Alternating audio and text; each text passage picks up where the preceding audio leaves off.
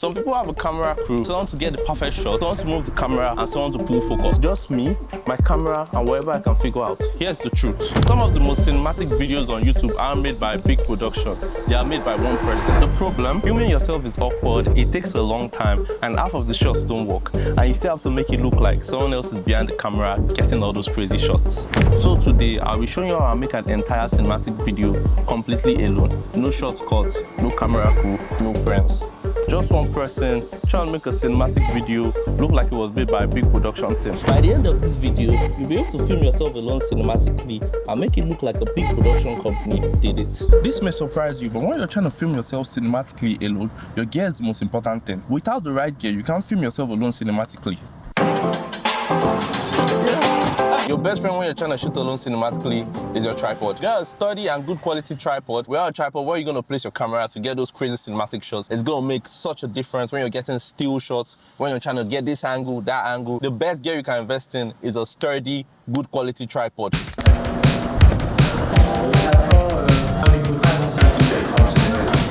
So I wish I knew this earlier. When you're filming yourself cinematically alone, you need to be able to see your shots. It's so difficult when you're trying to frame your shot and you can't see what you're trying to frame. And you cannot be behind the camera and in front of the camera at the same time. So I thought, if you have this here, this right here, your smartphone, if you have this, bro, you can create magic and you can be in two places at once. All you need to do is download a remote monitoring app that supports your camera on your phone, and then you can monitor your shots seamlessly without having to go back and forth, just trying to get the right shots.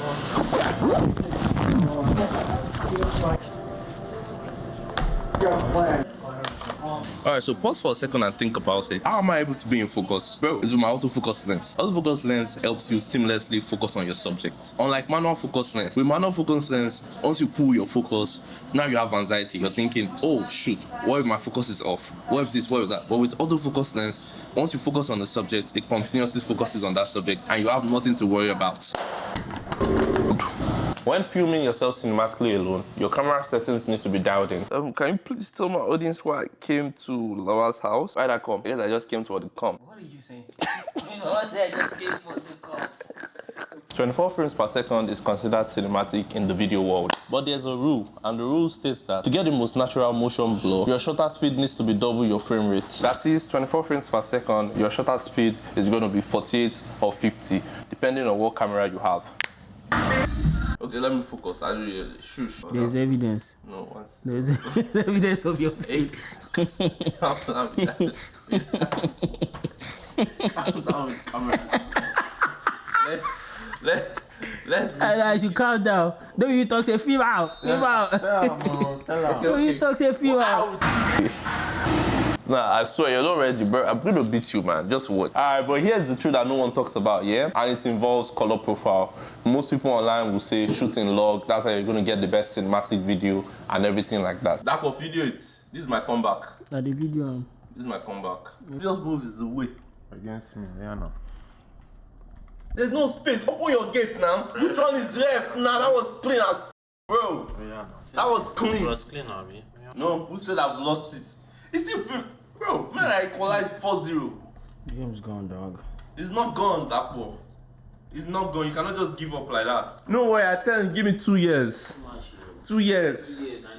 Yes, now. Honestly, if you don't understand how to shoot in log, do not shoot in log. If you can shoot in Rec 709, shoot in Rec 709. And don't worry about log.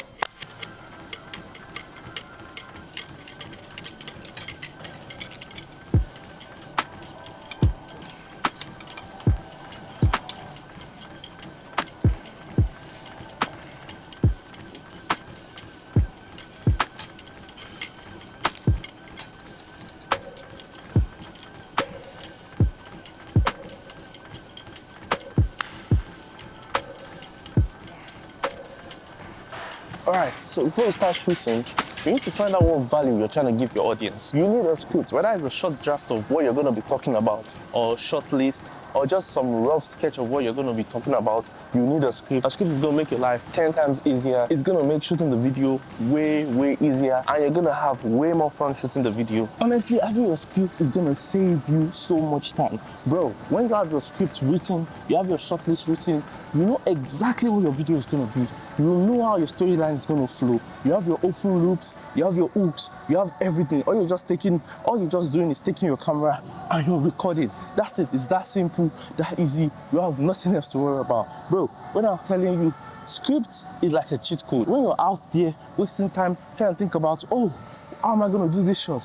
How am I going to do that shot? Bro, with scripting, you have everything already. All you have to do is go out and shoot and exercise your creativity. It's that simple. And I always tell people, write script. But everybody thinks I'm crazy. Bro, it doesn't need to be a detailed script.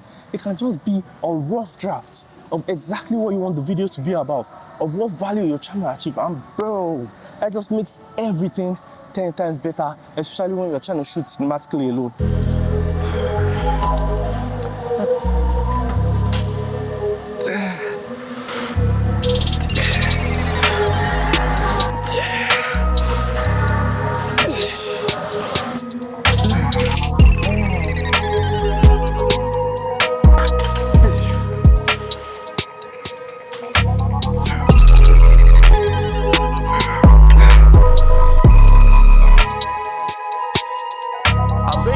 There are specific steps that you can take to make scripting 10 times easier. Inspo researching, location scouting, and the final one is the most important of all. This step can literally save you so much time on shoot day, but I'll come back to that in a sec.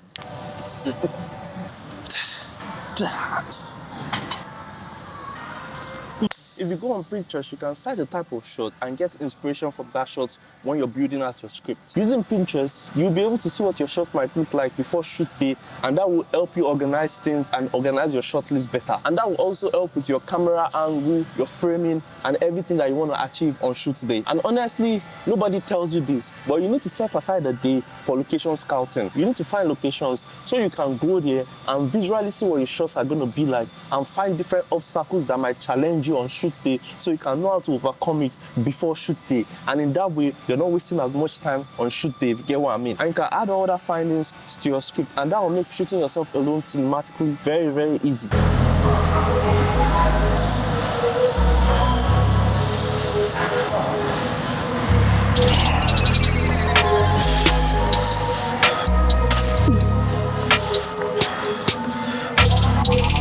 And finally, the most important step when you're scripting is you need to specify how you want to frame your shots and your angles. Bro, that saves me so much time. When you're scripting, just write how you want the angles to be, how you want the camera angle to be, how you want the frames to be. And bro, it saves you so much time when you're filming alone cinematically. I can tell you how much time that saves me, because I don't need to think about it. When I get to my shooting spot, all I do is get on my script, look how I want to frame the shots, just put the camera down, frame it like that, set the angle like that, and everything is done. I don't need to think about it anymore. I don't need to worry about it. All you just have to do is get it and shoot, man. You need to start worrying about you putting your camera down and be like, what angle would look good right now? Should I put the camera like that? You're wasting time, precious time that you can use to be more creative. You're wasting it on thinking about something you should have thought about before you even picked up the camera. So please, when you're scripting, make sure you write down how you're going to frame the shots and how you're going to put the angle for your camera and everything.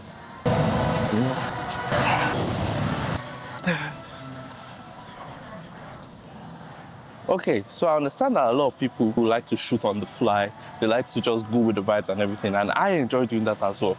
But honestly, if you can plan ahead and script, it's going to make everything way easier when you're trying to shoot yourself alone cinematically. I can tell you that for sure. But see, hey, just see, I'm doing it right here. I'm shooting myself alone cinematically, and I scripted and I planned ahead. And see, I'm getting it done, man. Let's go home, man.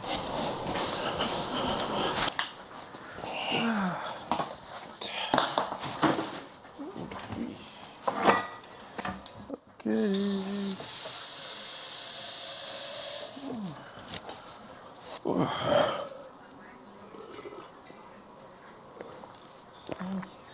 Good water. Okay. Okay, so what if I told you that shooting the video is the easiest part when you're filming yourself alone cinematically? I know you won't believe it, but to be honest, it's true. And here's why. Because you already did the prep work, you already did your inspo research, you already did your location scouting, you already did your scripting, and you already did everything necessary you need to do in order to make the shoot day easy. And by doing that, filming the video is actually the easiest part.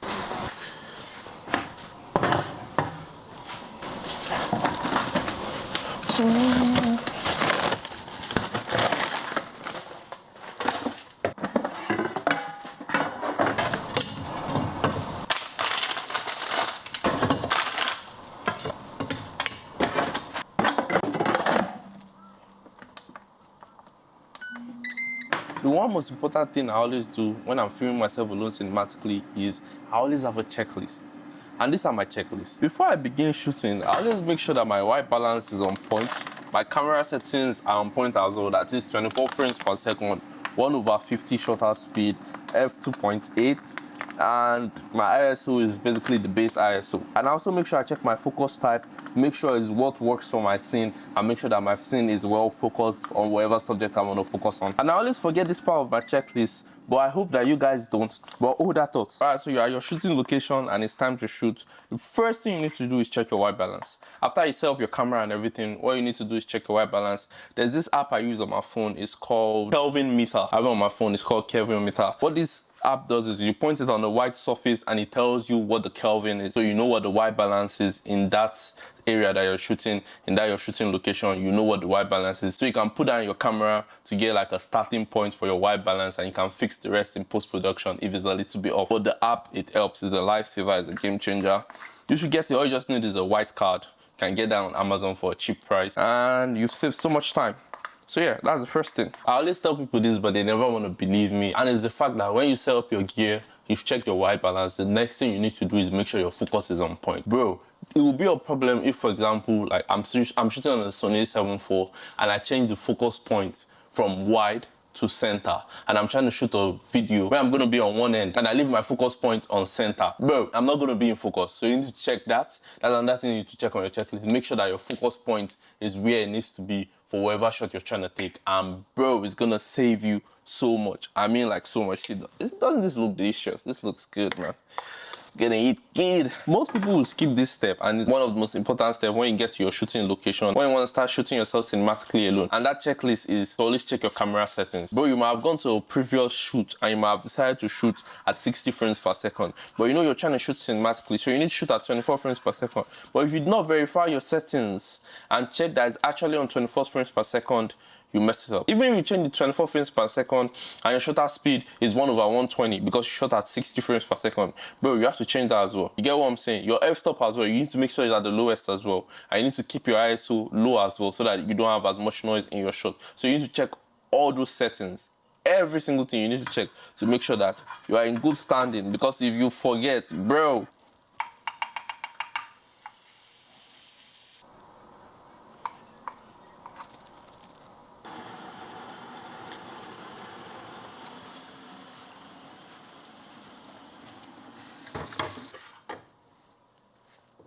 and then finally, this setting is like the most important, but it's one I forget the most. I forget it all the time. I'm like, why do I keep forgetting it?